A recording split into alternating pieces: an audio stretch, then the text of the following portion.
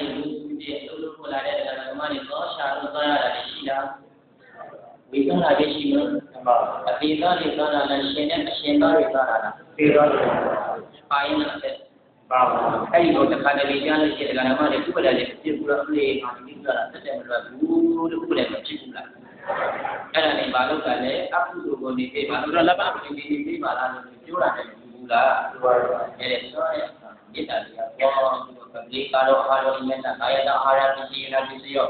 ပပလိကတော့အလုပ်တွေကိုပြုတတ်တော့အာဟာရတရားမရှိဘူးတပည့်တို့စားမြတ်တော့အလုပ်လုပ်နေတယ်ဘောင်းမြတ်တဲ့အတွက်တပည့်တို့အောက်မှာမလားပြီးသွားပြီတော့ဒီကရဝါတွေနဲ့တပည့်တို့ဖြစ်ဖြစ်ပြည်နိုင်ပါဒီမေတ္တာစာပြီးတော့စောတော့ဒါပီလာဆိုတာဒီလိုခေါ်တာမှတ်ကြတော့အဲ့ဒါနေရင်သွားပြီလို့ဆိုဘလို့သဘောထားပြီးသားမယ်မေတ္တာပေါ်မြော်ပြီးတော့အဲ့ဒါသီလစောင့်နေတာစောင့်ရင်လည်းသီလစောင့်လို့မရဘူးလားအဲဒီဒါလည်းစောင့်ရင်သီလစောင့်လို့စောင့်ရအောင်ပြေးတယ်ပါလို့ရဲ့ဘုရားလည်းပေါ့ပြရတယ်ဖြစ်ကြခြင်းနဲ့နောက်တစ်ခု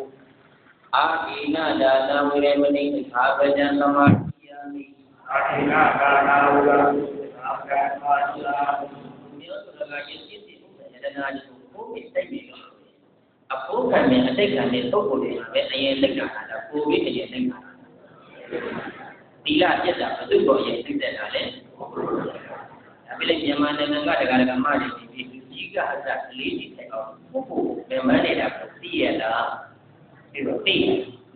မသိပါဘူးနိုင်ငံတော်အကြီးအကဲဥဒ္ဒရှင်တော်မသိလို့မိတ်ရှင်တော်မိတ်နေတာပဲဟုတ်တယ်မလားဓမ္မ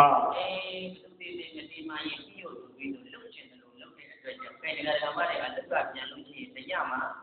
အဲ့ရလေးပြောင်းပြီးအဲ့ရလာပြန်လာအဲ့ရလေးနဲ့မိုးနေတာဒါကလည်းမနေပြောင်းလို့မရလား